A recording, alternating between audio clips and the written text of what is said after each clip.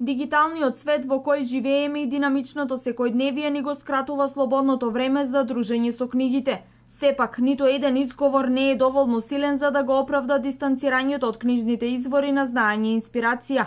Од Штипската универзитетска библиотека Гоце Делчев велат дека се задоволни од членството и заинтересираноста на граѓаните за читање книги.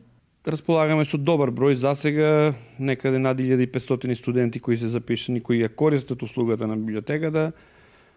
Имаме доста голем број на ученици од средните и од основните училишта кои користат најповеќе од лектирната литература ја користат, меѓутоа читаат и онаа секојдневна нова литература и белетристика која им одговара.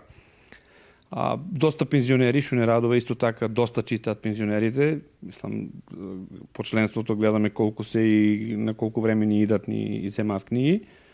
Така да се трудиме најновата литература, барем која има во Македонија излезено, да ја набавиме, да ја има на располагање. Моментално во Штипската библиотека има околу 6000 членови, од кои 4000 се активни. Само 2000 членови има во детскиот дел, 1500 се студенти, а остатокот пензионери. Условите кои може да се понудат се знаат како и секоја година. Ние остануваме на истите цени, 200 денари е годишното членство, немат никакви додатни, освен 5 денари амортизација на книга, што е нормално во цела Македонија.